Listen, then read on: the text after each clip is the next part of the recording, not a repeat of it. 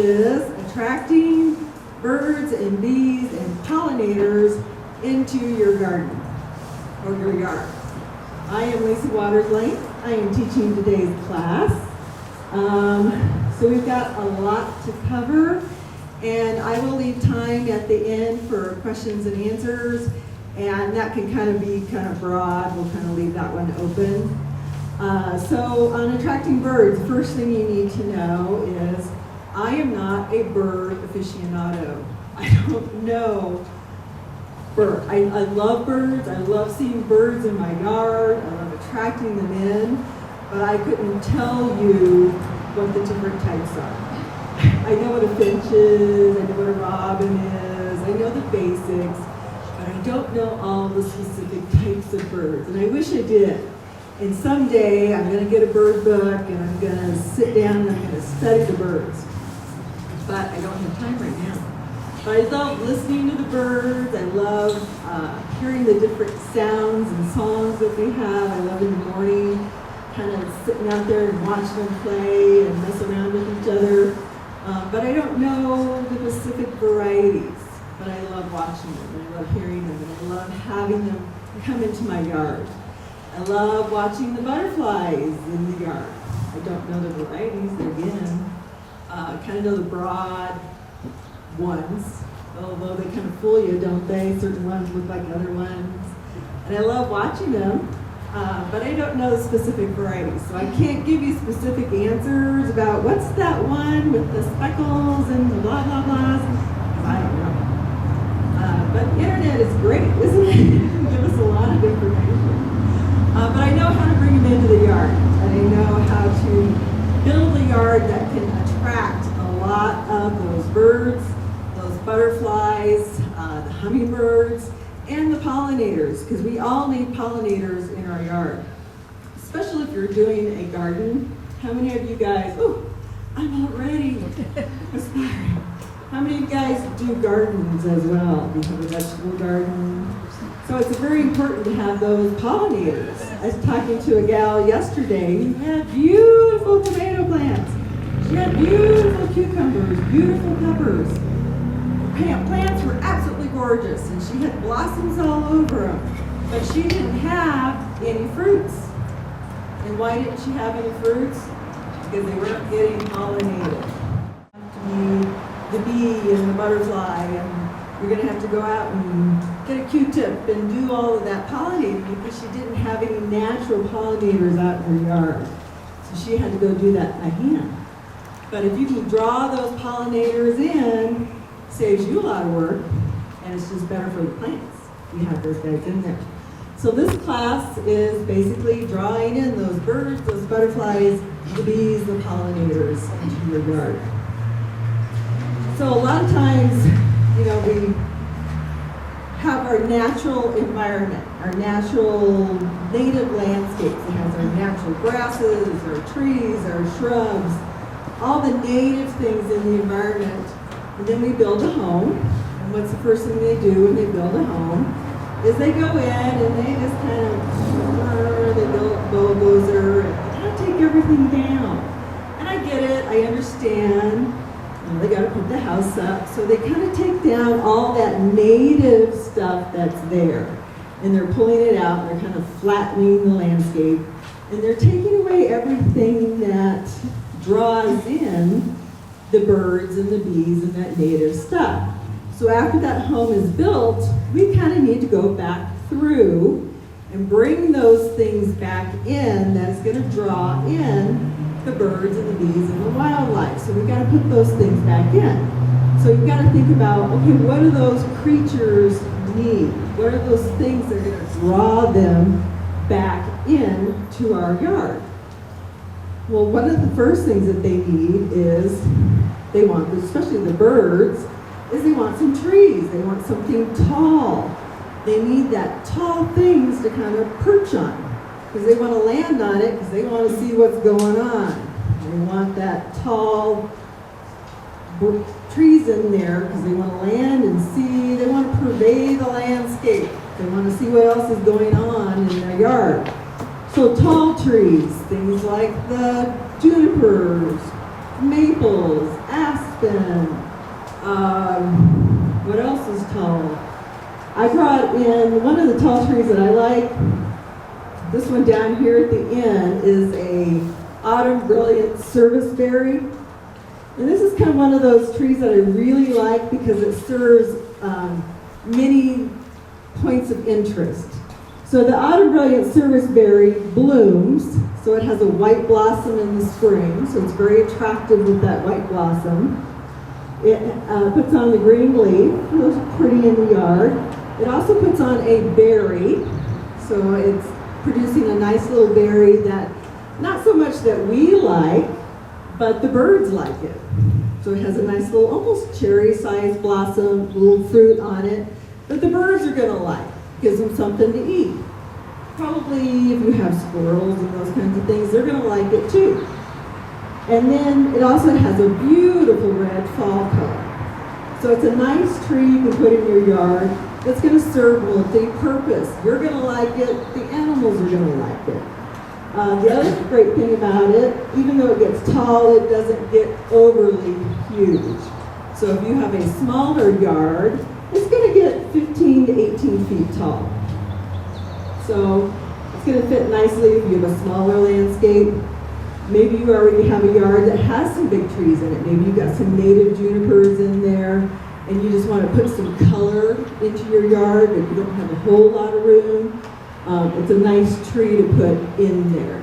Some other trees that would fit nicely in would be like the ornamental plum. Would fit nicely in there too.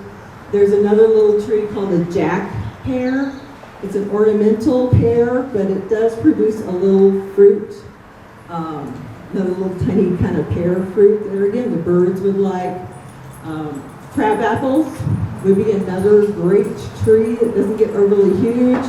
Produces that little crab apple that your birds would love to have. Usually a beautiful, Rex is excited because he just saw Vincent come out. But produces beautiful blossoms. Crab apples are great trees. Produce a fruit for your birds that they would absolutely love. So putting trees in your yard that serve a multi-purpose are terrific for inviting in your animal friends into the yard. Excuse me.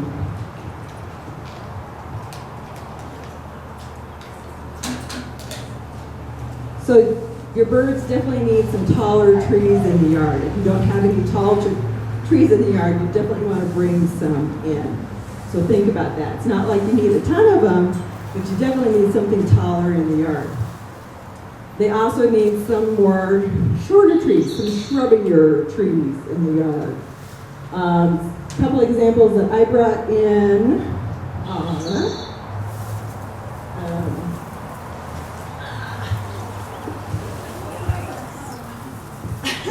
I thought it would be, but I'm not strong this morning. This is a choke cherry. Another great little one that's going to produce some berries. You can see the little berries are green right at the moment. The reason they call it a choke cherry, very interesting, because while these berries are green, if you were to eat them green, they would actually cause you to choke because they're very bitter. Once they turn red, they won't cause you to choke. You could actually eat them. They'd be a little tart, but the birds would love them. Once they turn red, the birds actually will just kind of be all over this and eating it. You could eat it as well if you wanted to. Some people use them to make jellies and jams and that type of thing. There's actually some native choke cherries that we do have around here as well. This would be a nice medium-sized shrub you could put out in your yard. Would bring the birds into the yard. So it's a nice little choke cherry. The nice thing about this guy is he's also very drought hardy. He doesn't like much water at all. So if you have a space out in your yard that's a little nice hot spot that maybe you can't get a lot of water to, once you get it established, it's not going to need very much water at all. So this is a choke cherry. Like I said, there's other native ones that we just find. You may just find them growing on your property because the birds will eat the berries off of it, and quite frequently they'll drop the seed, and you just find them growing a lot of times out more in the forested areas or uplands and valley area, you'll kind of bring them up there. Kind of a really neat bush. Some of the others that are great, a lot of your grasses. A lot of people don't think about the grasses for a nice medium, nice shrub. Oh, Vincent took my cord away. This is a Shenandoah grass. See the nice seed heads on it? That's great for your birds as well. A lot of the birds like the little seed heads. So that's a great one for drawing the birds in, is the grasses. So you can put a nice medium size. This is the Shenandoah grass. You want something lower. This is fescue. There again produces a seed head. Yes, sir. The Shenandoah actually is not invasive at all. There is a bloodgrass that looks very similar to this that is very invasive. We're actually not allowed to sell it in Arizona. But this one is not. It's going to be behave very responsibly. This fescue, nice little grass. If you're looking for something to hedge or put it into a perennial garden, this one would be very excellent. And another good one for grasses. This is a Karl Forster grass. There again, it is not an invasive grass. Karl Forster stays more narrow, but it produces this really nice stalk that I really, really like. It'll stay this nice, tall, and compact up until we get some snows on it. Once the snow kind of hits it, it'll kind of fall over. But I like the way that it'll stay nice and compact and tall up until midwinter or so. So a nice one for the smaller landscape. There again, the birds are going to like the seed heads on it. So really great for that. So don't forget about your grasses, your ornamental grasses for the birds as well. Yes? This growth is all from this year. Yes. So usually the green part of it gets about 2 to 3 foot tall, and then it sends up the stalks. Is that for me? Do I look that bad? No. It's toasty. Goodness gracious. Thank you. Need that. So you need some tall, for attracting the birds, you need tall trees, you need the shrubby trees, and then you need things for cover. So cover would be the low growing things. So the birds, a lot of your birds want the low shrubby stuff so that they can run into it and hide. Because there's the big birds that go after the little birds, right? So they need the little cover to go hide into. So they definitely want places where they can run and hide. I noticed in my neighborhood today, we used to have one, I don't know my birds. I think it's a falcon, peregrine falcon. He hunts the neighborhood. He sits on there's a light post in the neighborhood, and there's all kinds of body parts. It's really kind of gross. But today, I saw 2. So I'm thinking maybe there's they must have a nest somewhere in the neighborhood. I haven't found it yet. But there's 2 of them now. But I'm seeing less and less birds kind of in our yard and in the neighborhood. So they're out there hunting. So birds also need a place to kind of hide. They need scrubby stuff that they can go hide into. So you also need lower growing shrubs that they can go hide. So that's where your lower growing grasses can definitely go into. Some other great shrubs for them to hide into that also can give you multi-purpose things, because they can also provide other sources. So this is a spirea. So this gives you the lower shrub, because this gets about 2 foot tall. So it's going to give you places for your birds to hide. But the other great thing about this, when it blooms, guess what it does? It gives you places to attract your butterflies. The butterflies like this because the flowers is a landing pad. So the blossoms are going to attract the butterflies because it has a landing pad for the butterflies. The nectar in there, oh look, it's also attracting a bee. So it's also going to provide pollinators, nectars for the bees as well. So it's going to provide a multi-purpose there. Did you, Lisa? Yep. Did you say that liked full sun, or what kind of Spirea, it can take full sun. full sun? Definitely. Is it drought resistant? Once it's established, it doesn't take a ton of water, but it's But going to you need should consistent water, okay. water. But it's a great one because they're again multi-purpose. It's going to provide shrub cover for your birds. It's going to provide landing pads for your butterflies. It's also going to provide nectar pollinators for the bees. Bees are going to go directing the bees right at the moment. So it's that kind of that multi-purpose shrub. Some of the others that are going to provide multi-purpose. I'm throwing up all kinds of bees up here.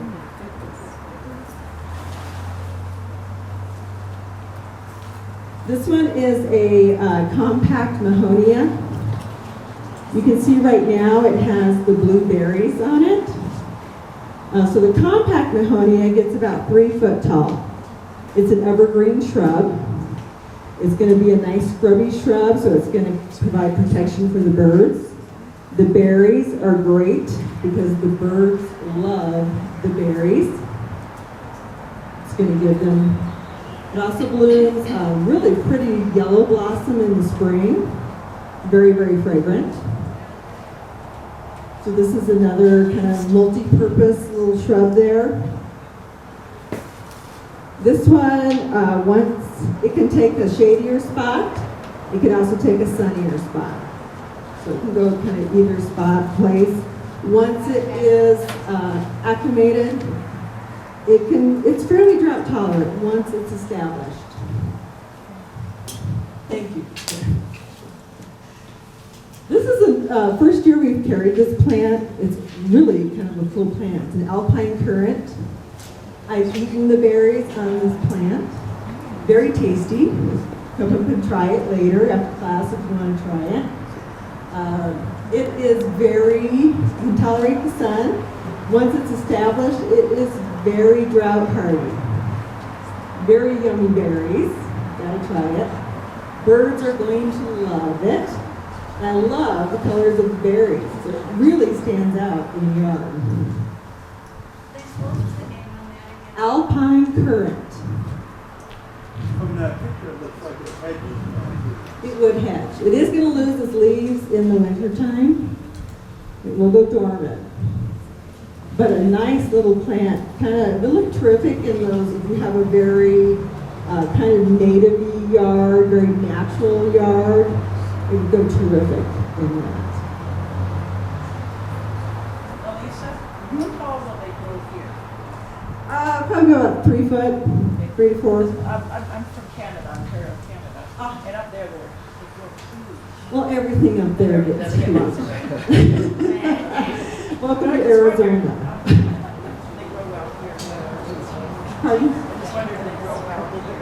It's, like I said, it's kind of a new one for us, so I don't have a lot of history with it.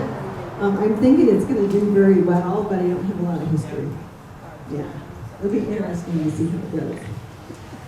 The other thing, when you're thinking of plants and shrubs, and you want to, for those birds, and you don't mind sharing, blueberries. Some for you, some for the birds. Ken and I we have a lot of berries. We have blueberries, we have blackberries, we have raspberries in our yard. We enjoy them, and we don't mind sharing with the birds. We're fine putting them in and knowing that the birds are going to get some, and we're perfectly okay with that. We also know that our dog Vincent gets a good portion of them too, and we're okay with that. We plant knowing that we want to use that to help feed the birds, because we like bringing them into the yard, so it's okay with us. So it's a good thing. As long as you know that if you're going to be putting these out there, you're probably going to bring them into the birds. If you don't mind sharing with them, it's a good way to bring them into your yard, because they love them. Blueberries go great in containers. I recommend if you're going to put blueberries in the yard, put them in containers. They're going to grow much better that way. I listen to your program every Saturday morning, and you talk about blueberries. Mhm. If you put them, they require a lot of calcium. No, Acid. sorry. They like a more acidic soil. That's it. Right. So, okay. Right. So when you put in the soil, So if you're planting them, that's why I like growing blueberries in containers, because you can control that, because the potting soil, like our potting soil, has a lot of peat moss in it, which is very acidic. So you can control that. Using the 744 plant food, which has a lot of cottonseed meal, it has the soil sulfur in it, so you're making it more acidic. So you kind of control it that way, just naturally making it more acidic. Grapes, they're again growing grapes. When we lived in Skull Valley, we just had them along the fence line. In our house in Prescott, we have them, they're again up along the fence line.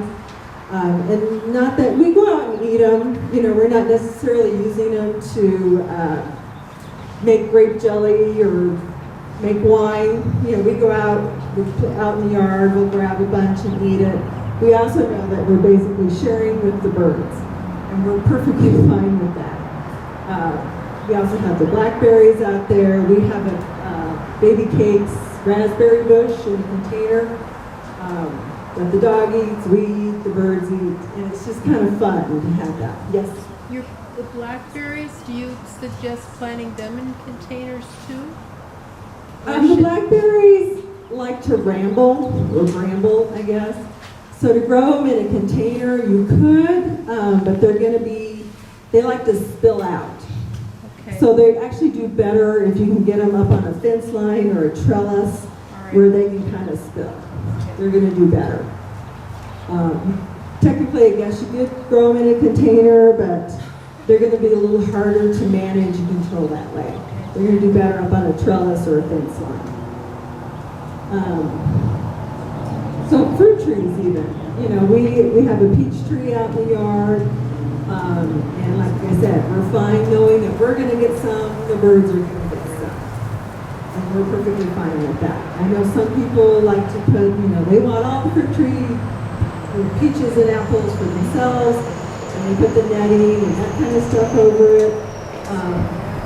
I guess it just depends on what you're putting them out there for. I know some people are very into canning, and that's their thing. They want to make the jellies and all that kind of stuff. And that's fine. But if you're wanting to invite nature into your yard, and that's your goal, is to bring in the birds and butterflies and all that kind of stuff, well, think about putting some fruit into your yard, because that would definitely draw in different kinds of birds. And it's a good way to bring them in, and then you get some of it as well, and they get some. So it's a good way to bring them in. The other way to bring in and help your birds is also to bring in a lot of wildflowers. And it's also a good way to bring in a lot of butterflies. So the coneflower is it's a great one for butterflies because it provides a landing pad, because butterflies like things they can land on. So the coneflower is also good for birds, especially at the end of the season. If you let them go to seed, instead of deadheading them, if you let them go to seed, the birds will come through and eat that natural seed. It's a good source late in the season, in the fall for them. They'll grab that seed. It's a natural meat seed source for them. And they'll take it and they'll drop it in their neighbor's yard and anybody else's yard. And then they'll have coneflowers come out. So wildflowers are just a terrific seed source for the birds, especially going into the late summer and the fall. So coneflower. Is it perennial? Yes. Lisa? Thanks. Coneflower is a perennial. Echinacea is the other name for it. Yes, it is a perennial. Coreopsis. Coreopsis, there again, you can see this one is terrific for butterflies and for hummingbirds because it has a landing pad. But if you look closely at the flower, it also has lots of little tubular flowers to it. So the butterflies and the hummingbirds Love it. This one also a perennial. And it will drop seed as well, so good for the birds. This one, I always thought was just good for butterflies because of the landing pad. You will see a ton of butterflies on this. But I have a hanging one on the corner of my house, and I am amazed at how many hummingbirds go after this. I was so surprised. But they are just all over this thing all the time. And they're after they stick their little beaks in the little tiny flower beds. I'm like, who has time to go there? But I just thought, I bought it because it's a really hot spot there, and the lantana loves a hot spot. This particular one is just an annual here, so as soon as we get a hard frost, it's done for the season. I'll have to put it out again next year, but it loves the heat. So it's a good spot. If you have a really just hot spot that nothing else seems to grow in, lantana is perfect for it. Great for the butterflies, but I was amazed how much the hummingbirds love it. So great spot for that. There is a perennial one. So this is Miss Huff. Miss Huff is technically a perennial lantana. It is a zone 8 lantana. So if you have a spot in your yard that's maybe up against a retaining wall or up against your house, that's a really warm spot, it more than likely will winter over for you. Now if you're up in Forest Trails, Groom Creek, odds are it won't. But if you're a little bit lower elevation or you have a particularly warm spot, it might winter over for you. But Miss Huff would be the only lantana that would. But, give it a try. Gardeners love to try new things, right? So you might try Miss Huff lantana. This is sandpaper verbena. Now, this is great for, there again, butterflies and for hummingbirds. I love this verbena. I don't find it very often. I have some in right now. This is an amazing little plant because animal resistant.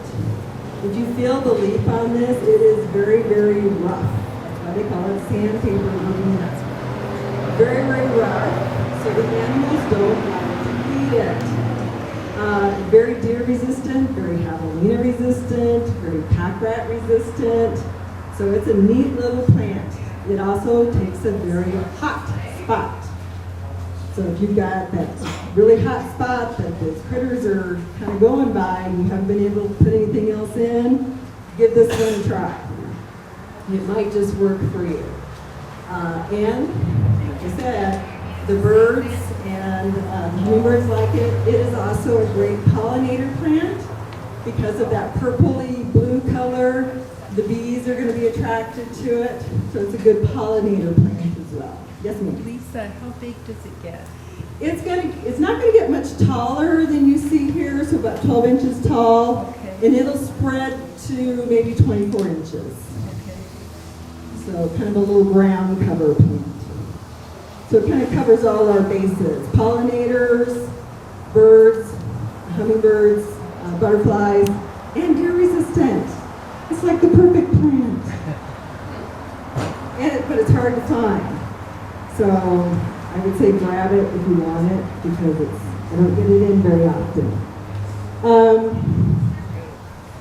So that we haven't covered pollinators very much, so I'll kind of touch on that a little bit. So pollinators would be, so bees. A lot of people tell me, well, I don't want to bring in any bees.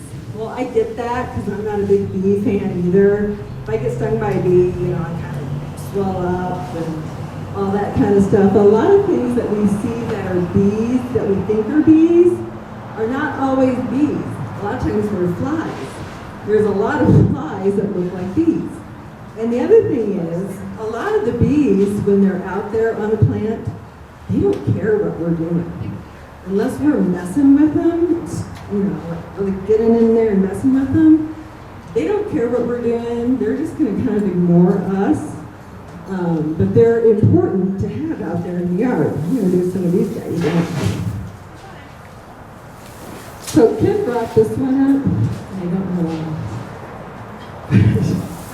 It's a cool plant, but I'm not sure why I brought it up here.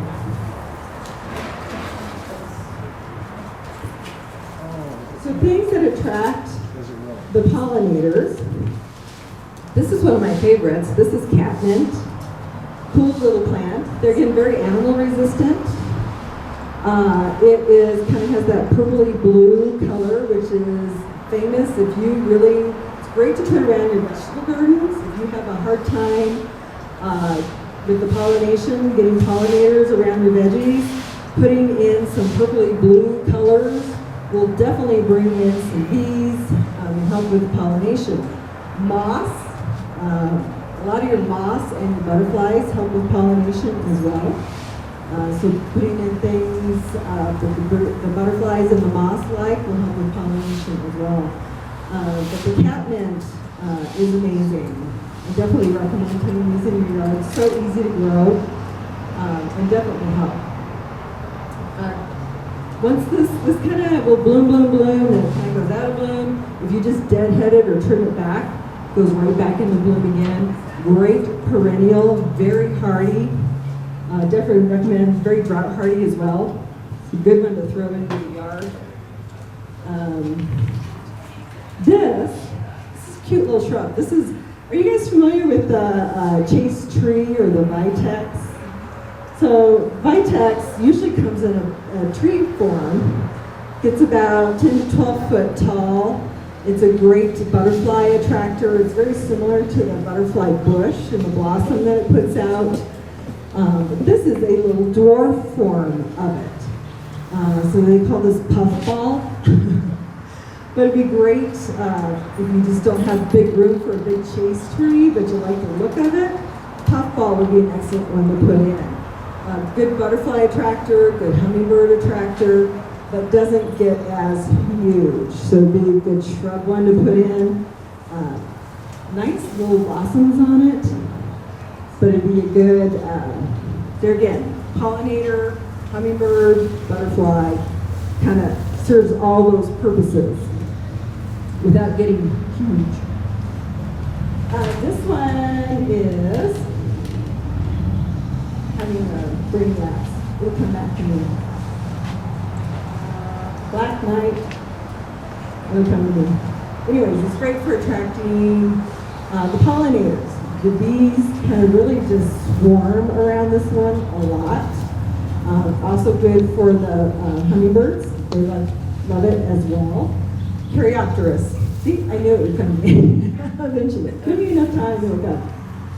Very drought hardy, loves the sun. Kind of the same conditions as a butterfly bush. This will kind of take those same conditions. Great for the sunny hot spots out in the yard. Good perennial, very hardy. Gets about 4 to 5 foot tall, probably 4 foot wide. Beautiful when it blooms, just absolutely gorgeous. Great for drawing in the pollinators. Absolutely beautiful. And then, of course, rosemary.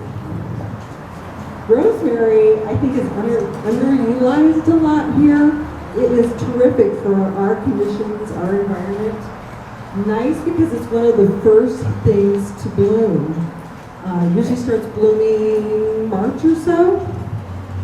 Usually has the little purpley blue flowers on it. Great for the bees. Bees love it. The little flies love it. So really good for early gardens. So if you're an early gardener and you need those early pollinators, putting rosemary out in there would be terrific. Because it blooms so early. It also blooms in the fall again as well. So good for the pollinators.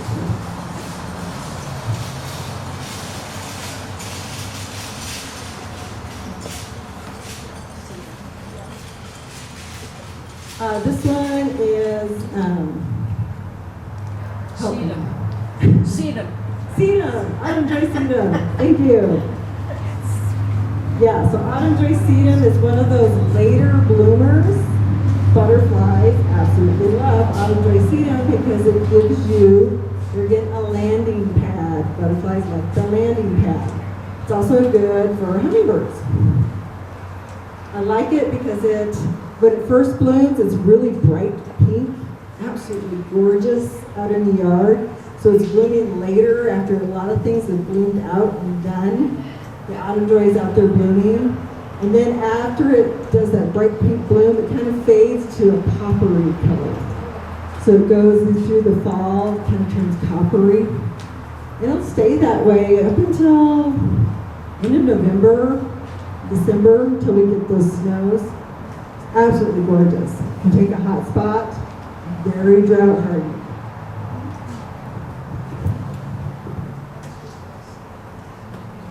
This one's variegated. It also comes in just a green one as well.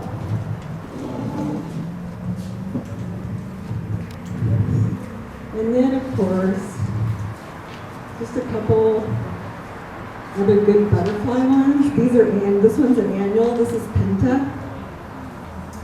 So Penta is an annual, meaning it's only going to last up until a good hard frost. Then it's gone.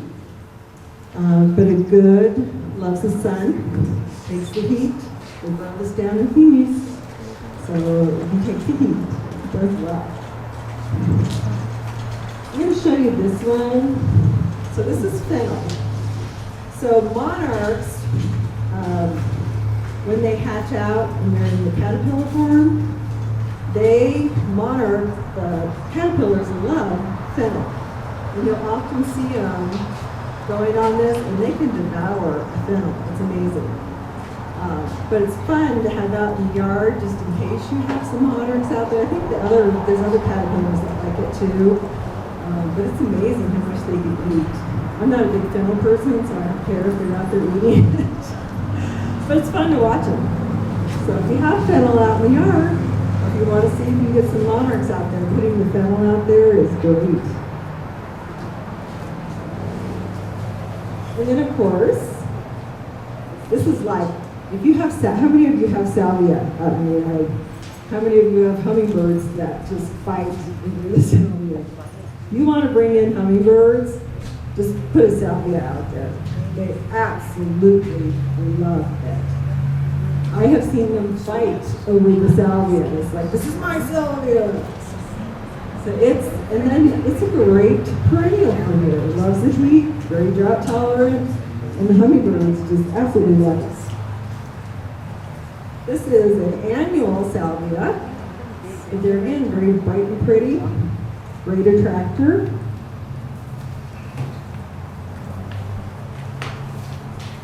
These two are agastache, otherwise known as licorice plant, sometimes known as hummingbird mint. Comes in different colors. As you see, kind of an orangey one, kind of a coral colored one. Very animal resistant. So if you have javelinas and deers and the squirrels, this is a good one to put in. Good perennial for here. Does very, very well. Has a nice tubular flower. Of course, it has some roots.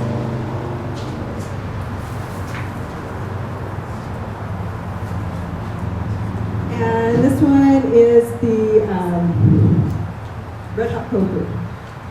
There again, it is a hummingbird attractor, which you kind of think, what? But they love the little tubular flower at the end. They love going after that one. And this one is a very drought hardy plant. It loves the sun.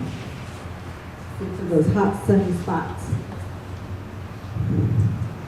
So I think when you're thinking about attracting the birds in, the hummingbirds, the pollinators, I think you can see from this assortment, diversity. You want a diversity of plants. You need tall, you need medium, you need low, and just a diversity of things. You can't just put in one variety of things and think you're going to have a bunch of different birds coming in. The other thing you need is a water source. We have, in our house, we have a pond that I was very anti-pond. You can want to put a pond in, like, I don't need a pond. But it has been a source of joy for us to just watch the birds coming in. And we have put in our pond, we have kind of a little sloping area, because the birds, of course, they don't want a big, deep spot, because they want to be able to feel secure in it. So we have a little sloping area where they can kind of land on it and they can do their baths. And the bigger birds use the pond in the back. So we have the dove and the robins and those type of birds use the bigger pond in the back. In the front yard, we have a little bubbler fountain. And I find the smaller birds use the one in the front. So the hummingbirds, the little finch, all those guys use a little bubbler fountain in the front. And it's fun to watch them in the front. And the amazing thing about our yard is we don't have a hummingbird feeder, and we don't have a regular bird feeder. We don't have any kind of bird seed that we put out. But we have an amazing diversity of birds that come into our yard. The reason we didn't put a feeder out, a bird feeder with seed, is because we kind of live in an area where the javelina come through. And we didn't want to attract more javelina because we had enough. And javelina love birdseed. They absolutely love it. So we didn't want to attract more in. And not that I'm anti-bird feeder, I think if you want to do that, more power to you. We didn't want to attract the javelina in because we had enough of a problem. But it was amazing what we found just with putting a variety of berries and natural grasses. It was amazing what we found with the birds that we could attract into the yard. And just also with just different flowers, just the hummingbirds we could attract in, the butterflies we could attract in. And then the other thing I think I want to mention is insecticides. So all of our birds, what do they eat? They also eat a lot of insects. So an amazing thing about hummingbirds too is the amount of mosquitoes they eat. So if you have a mosquito problem, inviting the hummingbirds into your yard, you'll cut down a lot of the mosquito issues as well. So if you want to invite those birds in, I encourage you not to use a lot of insecticides because the birds want to eat those insects. So be careful if you are using, sometimes if you have a super infestation of something, sometimes you have to. But be careful the insecticide you're using. Try to stay. Look at the hummingbird! Proving my point. He's on the salvia there. You go with the natural insecticides. Try to use the neem oils or the Captain Jacks, which are the spinosads. Try to be as careful as you can. Be very specific with your insecticides. Don't just spray willy-nilly to spray. Just be very specific about what you're using and be careful about what you're using because your birds can take care of a lot of your problems for you if you allow them to. So diversity, be careful with your insecticides, giving water for your birds, and then also butterflies. So butterflies like a little muddy spot in your yard. So if you can create a little bit of muddy spot, doesn't have to be huge, or a little sandy spot with water in it that's kind of out of the wind, the butterflies love that. So a little protected spot with a little bit of mud or a little sandy wet spot, the butterflies will be attracted to that. They need a spot to rest, and you'll give them that, and they will love it. So, yes, question?